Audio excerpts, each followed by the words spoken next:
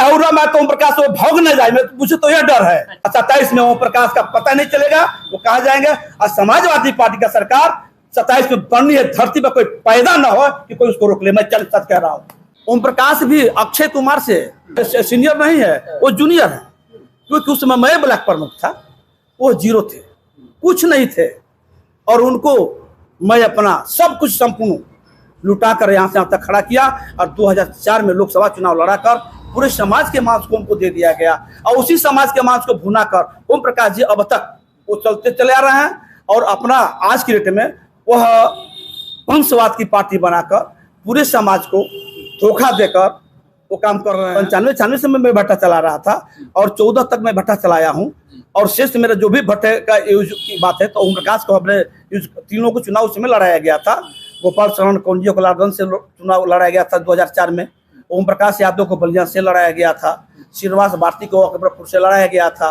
और खुद को मैं यहाँ से चंद्रदेव राजभर जी चुनाव लड़े, समाजवादी पार्टी से टिकट मिला, जो यहाँ से मैं खुद लड़ा। अब 52,072 वोट मैंने पाया। गोपाल शरण कौंजिया 32,500 वोट पाया। 22,500 ओम प्रकाश यादव पाए। 5,000 अकेला सिंगल जाके बहन जी के चुनाव अकबरपुर से लड़कर 5,000 वो पाया। तो ये सब मांस तुमको दे दिया गया। इसी मांस को उन्होंने भुलाने का काम किया है। कभी सपा में गए, कभी बसपा में गए, कभी यहाँ गए, कूद फान बंदूक तरफ से उन्होंने किया है। कि जो उन्होंने कल कहा कि मैं आजीवन चुनाव नहीं लड़ूंगा, लोकसभा, राज्यसभा, विधानसभा, सभासद कुछ नहीं, गुलामी के जंजीरों में जकड़े हुए समाज की गोलियों से मुक्त कराकर मैं आजाद कराना चाहता हूँ। कहाँ ऐसा हुआ? उन्होंने तो जो मकसद था पैसा कमाना, पैसा कमा लिए। और सच्चाई तो यह है कि चाहे ओम प्रकाश राजभर हो, अच्छा है बनारसी सारे लोग ठग हैं। यह समाज को सिर्फ ठग का, और उसके बाद में ये लोग सिर्फ अपनी बस रोटी और अपना वंश में जाकर सिर्फ काम करने का लोग काम कर रहा है लोग। बाकी इन लोग का मकसद और कुछ है वह नहीं। इन लोगों का सपना सब पूरा हो गया। रह गई बात इनकी, अब आ जाइए बीजेपी की। तो बीजेपी ने जब हमको 14 में लाया और लाकर मैं 11 वर्ष तक बीजेपी में रहा हूँ, 25 तक। जब मुझे लोकसभा और विधानसभा की बात आया और आज तक अब तक मुझे कोई पद जब नहीं मिल पाया, न चुनाव लड़ा पाए लोग, न कुछ कर पाए लोग। तो ये बताइए, मैं 11 वर्ष तक, हम लोग चलने वाले व्यक्ति हैं, हम लोग समाज सेवा करने वाले व्यक्ति हैं, हम लोग सेवा समाज का किया भी है। 15 वर्ष प्रधान मैडम रही, 15 वर्ष गाँव को हमने देखा, ब्लॉक को भी हमने देखा। हम लोग जमीनी करता है, हम लोग जमीनी नेता हैं। तो ओम प्रकाश साहब 14 में कहा था कि प्रमुख जी बताइए बीजेपी में किसका चलेगा। तो हमने कहा था कि माननीय बंसल जी का, माननीय माथुर जी का, माननीय अमित शाह जी का। तो उन्होंने कहा था कि आप सही कह रहे हो, लेकिन तुम्हारे तीनों नेता मेरे अंगुली के इशारे पर नाचेगा और एक भी राजभर को मैं चुनाव नहीं लड़ने दूंगा बीजेपी से। तो हमने साफ शब्द में कहा कि तब अध्यक्ष जी जय चल दे, मैं घर चल दिया। तो उन्होंने कहा कि शाम तक मोबाइल का मैं इंतजार आपका करूंगा। धन्यवाद, स्वागत है, आपने कुछ सोचने का मौका तो मुझे दिया। 3 दिन बीत गया, कोई नहीं दिया जवाब। 3 दिन के बाद कलना कचहरी के ललन राजभर जी, उनको भेजा गया। अब 3 दिन मेरे घर मुझसे मुलाकात करने के लिए रह गए।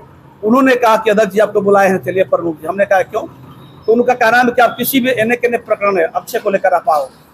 तो उनकी कहना में यही था कि 50 लाख रुपया, 4 चक्के की गाड़ी, राष्ट्रीय महासचिव को दर्जा और 1 सीट मैं चारों दूंगा, लेकिन मेरे साथ आवे। तो हमने साफ शब्दों में कहा था कि मैं एक ऐसा व्यक्ति हूँ, मैं समुद्र हूँ। पहली बार मैं बीजेपी में समुद्र हूँ। और यह दौलत से अगर अक्षय खरीदना चाहते हैं तो इस धरती पर कोई पैदा ही नहीं कि जो अक्षय कुमार को खरीद ले। क्योंकि ओम प्रकाश इस चीज को जानते हैं कि जिस समय मैं लोकसभा चुनाव लड़ा था 2004 में, मुख्तार अंसारी उस समय थे, 20 लाख में मुझे उस समय खरीदने का काम किया गया था। लेकिन जवाब मिल गया था। उसमें रामरूप राजभर थे जिलाध्यक्ष, उन्होंने कहा था उसका सर कलम हो सकता है लेकिन झुक नहीं सकता है। तो हम एक अड़ियल किस्म का हूँ। अब मैं ईमानदारी सच्चाई पर चलने वाला व्यक्ति हूँ। मैं समाज को लेकर चलने वाला व्यक्ति हूँ। जात पात की राजनीति में नहीं करता, मैं समाज और राष्ट्र की राजनीति करता हूँ। पार्टियां कोई भी हो, उस घर में रहकर समाज की सेवा करने के लिए बात होती है। बीजेपी मुझे कुछ नहीं कर पाई। जब नहीं कर पाई तो मैं फिर आज महेंद्र के साथ चला गया, क्योंकि 11 वर्ष कौन बढ़ सकता है जी। उसके बाद मैं आज हम समाजवाद, मेरा कसम हो गया था कि जहां से ओम प्रकाश चुनाव लड़ेंगे मुझे चुनाव वहीं से लड़ना है। जोराबाद से मुझे चुनाव लड़ना था। आपको मालूम, पहले में मैंने एक बार बैठ दिया था। हमने कहा था कि मैं जोराबाद से जहां से ओम प्रकाश लड़ेगा ये चुनाव वहीं से लड़ना है, क्योंकि मैं अपना शपथ के साथ वो समझौते हुए सीट मिल रही है महेंद्र भाई को। माननीय राष्ट्रीय अध्यक्ष हमारे महेंद्र भाई जी को मिला है और मैं उससे पहले मैं साथ में आ चुका हूं। हमने कहा कि अब हम बनारसी ठगों को यहां से भगाना है और इस पूर्वांचल को बसाना है। पूर्वांचल में बनारसी ठग अब नहीं रहेंगे लोग। हम लोगों को अपनी या पूरे जितने समाज, जैसे पूर्वांचल हमारा जो है एक बाहुल क्षेत्र है, पिछड़ों इलाका है ये, तो यहाँ से जो है हम लोग वाराणसी लोगों को अब नहीं बसने देंगे, न रहने देंगे। वो लोग सावधान हो, क्योंकि वंशवाद का पार्टी बनाकर चाहे पर्सनल सिंगल अनिले जो हैं कैबिनेट मंत्री डबल बना हुआ है, क्या लोग किया अपने समाज के लिए। हम पार्टियों को भी दोष नहीं दे सकते हैं, क्योंकि जो जिस जाति को कोई क्यों ना व्यक्ति हो, अगर वो अपने कैबिनेट मंत्री का मतलब कि चीफ मिनिस्टर होता है। मैं ओम प्रकाश को भी चैलेंज देकर बात करना चाहूंगा और अनिल राजभर को भी चैलेंज के साथ बात करना चाहूंगा कि आप लोग जो अपने पदों पर दो बार कायम रहे हो, समाज को क्या दिए हो, क्या किए हो, यह मैं आपसे जानना चाहता हूँ। उन लोग के पास औकात नहीं है कि समाज के बीच में लोग आकर किसी से कह दे कि हमको एक वोट चाहिए। ये अपने घर का भी वोट नहीं पा सकते हैं लोग। अच्छा ये बताइए, जिस पार्टी में आप हैं, आज महेंद्र राजभर जी को काफी जो है ये खबरें वायरल हो रही है थप्पड़ कांड को लेकर, क्या कहेंगे? इस महेंद्र राजभर जी के साथ आए हैं, थप्पड़ कांड काफी बवाल समाचार है, क्या असर पड़ेगा? देखिए, सबसे बड़ी बात यह है कि यहाँ पर उपचुनाव हुआ था घोसी में और ओम प्रकाश का बेटा भी लड़ा था। माननीय महेंद्र राजभर जी हमारे राष्ट्रीय अध्यक्ष जी स्वाभिमान पार्टी के राष्ट्रीय अध्यक्ष है और समाजवादी पार्टी के साथ समझौता हम लोग का है। और उसके बाद में हमने तो उस समय भी कहा था कि अमित शाह के पास अगर औकात है तो आकर दारा सिंह चौहान को भी जिता लो और ओम प्रकाश को भी जिता लो। हम तो उसमें बीजेपी में थे, लेकिन हराने का काम किया हम लोगों ने।